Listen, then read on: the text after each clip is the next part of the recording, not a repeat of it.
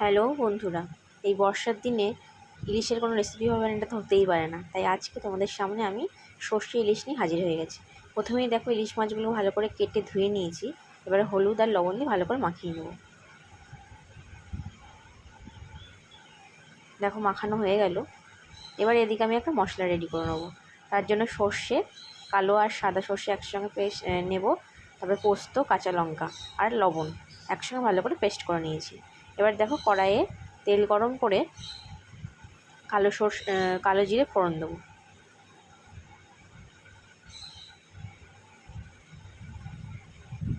কালো জিরেটা ভালো করে ফুটে আসার পরে এইবারে আমি সেই পেস্ট করা মশলাটা অ্যাড করে দিচ্ছি।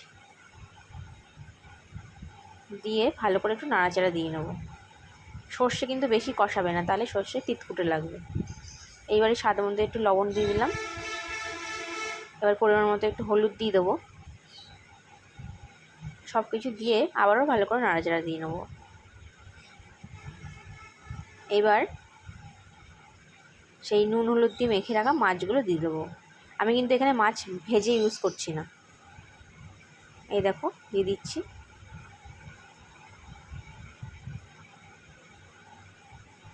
সব মাছগুলো আমি দিয়ে নিলাম। দিয়ে আবার একটু হালকা হাতে নাড়াচাড়া করে নেবো।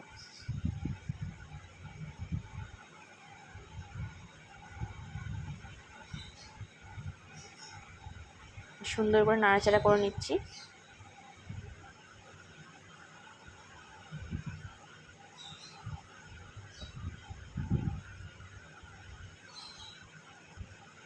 ইলিশ মাছ খুব নরম মাছ, বেশি নাড়াচাড়া করলে একদম ভেঙে একদম নষ্ট হয়ে যাবে। তাই হালকা হাতে নাড়াচাড়া করে পরিমাণ মতো জল দিয়ে দেবে। খুব বেশি জল দেবে না, পরিমাণটা একদম ঠিকঠাক করে দেবে।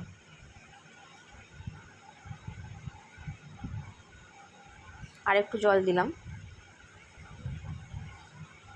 দিয়ে আবার একটু সব কিছু একসঙ্গে মিশিয়ে নিচ্ছি। একদম সহজ একটি রেসিপি, বেশি উপকরণও লাগে না। এবার কয়েকটা কাঁচা লঙ্কা আমি চেরা অ্যাড করে দিচ্ছি। দেখো দিয়ে দিয়েছি।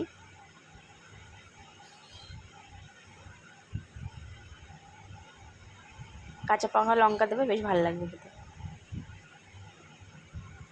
দেওয়ার পরে ভালো করে ফুটতে দেবো। এবার উপর থেকে একটুখানি সর্ষের তেল দিয়ে নিচ্ছি। আর এই রেসিপিটাই না একদম ঢেকে রান্না করবে না, এইভাবে খোলাই রান্না করবে। দেখো সুন্দরভাবে মাছগুলো সেদ্ধ হয়ে যাবে, গ্রেভিটাও আস্তে আস্তে টাইট হয়ে আসবে। দেখো তোমাদের সঙ্গে কথা বলতে বলতে আমাদের রান্নাটা রেডি। ভীষণ টেস্টি একটা রেসিপি, প্লিজ ট্রাই করো।